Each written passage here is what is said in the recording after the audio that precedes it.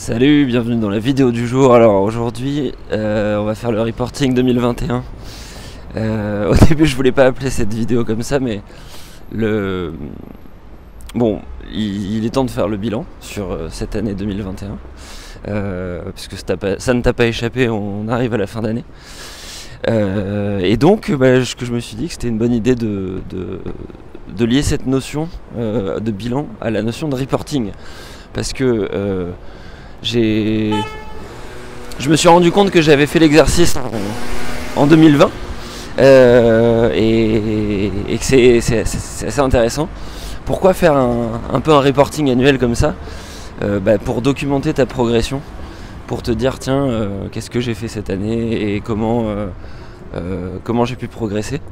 Donc le but de cette vidéo, c'est de donner un peu des questions clés à te poser, mais l'essentiel c'est que tu fasses l'exercice. Et pourquoi c'est important? Parce que à la fin ça te permet de tout simplement avoir une trace de ce que tu as fait, et ça te permet de savoir un peu où tu vas. C'est le genre de document que tu vas... En fait l'idée c'est vraiment d'avoir un document où tu centralises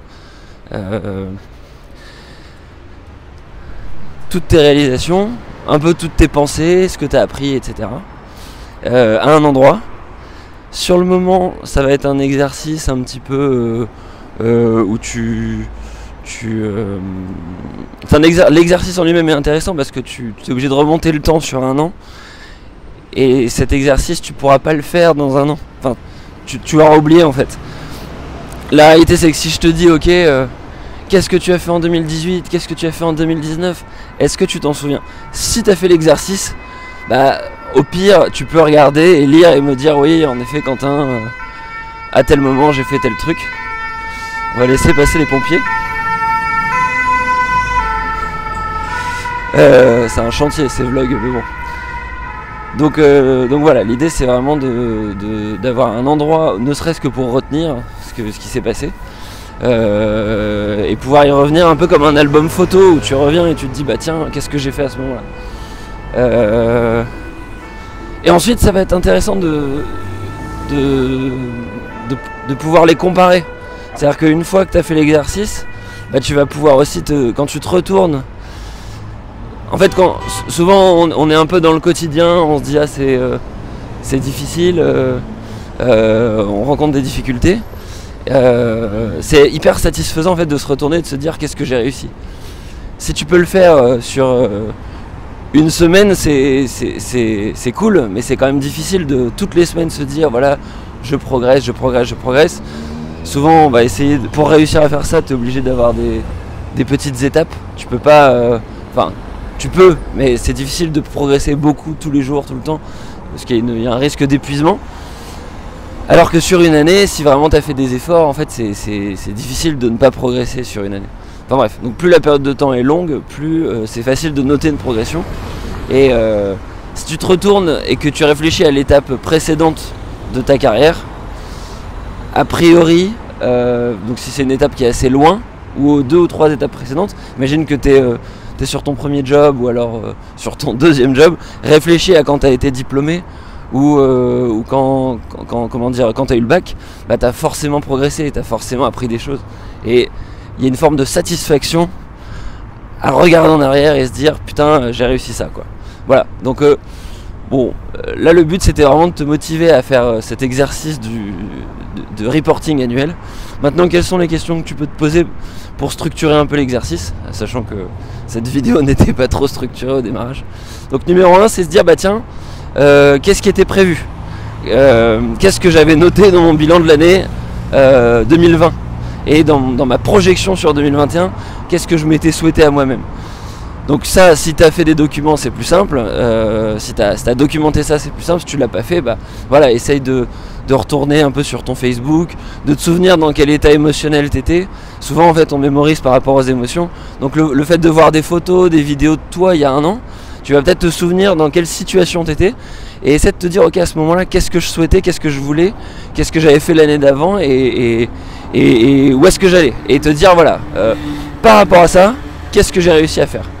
Ensuite, tu peux te dire, la deuxième question à se poser, c'est qu'est-ce que j'ai fait, même si c'était pas prévu, même si j'avais pas prévu de le faire, qu'est-ce que j'ai bien fait cette année, qu'est-ce que j'ai réussi. Essayer d'être très factuel. Alors là, c'est intéressant parce que c'est un exercice souvent qu'on fait pas bien, dans les CV notamment. Un CV, souvent, c'est un moyen de présenter tes expériences. Et là, l'erreur souvent qui est faite, c'est de ne pas présenter tes résultats de manière bien spécifique. Donc un résultat, c'est quoi? C'est j'ai réussi à produire X toutes les semaines. Donc j'ai réussi à... Donc ça peut être une fréquence en fait. Un effort que tu as réussi à fournir dans la durée, de manière régulière. Ou alors ça peut être une grande réalisation. C'est j'ai créé ce truc qui est vraiment incroyable. Et en soi c'est ponctuel, c'est pas fréquent. C'est une réussite. Donc ça c'est souvent pas bien fait dans les CV. Et donc le fait que tu y réfléchisses pendant ce bilan là, c'est bien. Parce que ce que je dis souvent, c'est qu'on réfléchit souvent mal à sa carrière. On choisit mal ses jobs parce qu'on fait pas autant d'entretiens qu'on passe qu'on fait de visites pour trouver un appartement.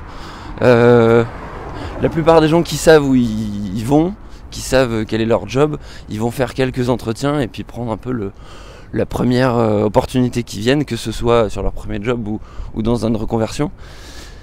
Et donc souvent ils se préparent pas en fait à cet exercice. C'est un exercice difficile en fait de changer d'environnement.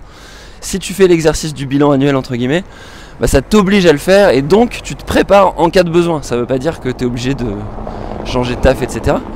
Mais c'est un autre intérêt de le faire. Et donc sur l'aspect réalisation, c'est important de pouvoir faire ça. Je voulais faire que 3 minutes, mais on est déjà à 7 minutes. Bon, j'espère que il y a encore des gens qui regardent ici. Donc première étape, qu'est-ce que j'ai fait par rapport à ce que je voulais faire. Deuxième étape, qu'est-ce que j'ai réalisé tout court.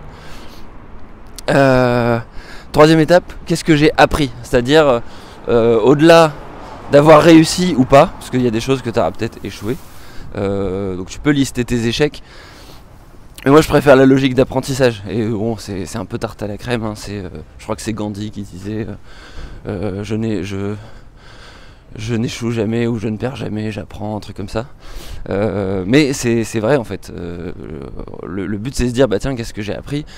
Donc tu peux regarder ce qui a un peu foiré et te dire qu'est-ce que je peux en tirer comme leçon.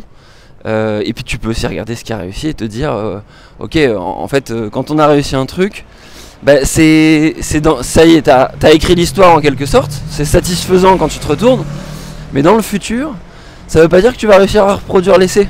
T'as peut-être eu de la chance en fait. Donc regarde ce que t'as fait et dis-toi tiens, qu'est-ce que je peux en tirer comme leçon, que ce soit pour la partager à quelqu'un ou la partager à moi-même dans le futur. Et voilà, c'est assez intéressant de faire ce petit bilan là. Donc une fois que tu as fait ça, tu vas pouvoir le stocker. Tu peux le stocker en vidéo, il suffit de prendre ton téléphone comme je le fais là, de le retourner, de mettre la caméra et puis d'enregistrer. Et puis tout simplement de stocker ça. Et imagine, on se reparle dans 5 ans et tu te retrouves avec tes 5 vidéos de toi à 5 intervalles différents. C'est quand même hyper cool. Donc ça je pense que c'est vraiment un exercice intéressant, je t'encourage à le faire. Moi-même je vais me prêter au jeu, je pense. Et voilà, et donc tu vois, rien que parler de tout ça et de cette méthode, ça a pris 9 minutes. Donc voilà, c'est pas un exercice si simple qu'il n'en a l'air. En tout cas je te dis à demain. Et puis voilà, si la vidéo t'a plu, n'hésite pas à la liker. Et puis on se parle demain.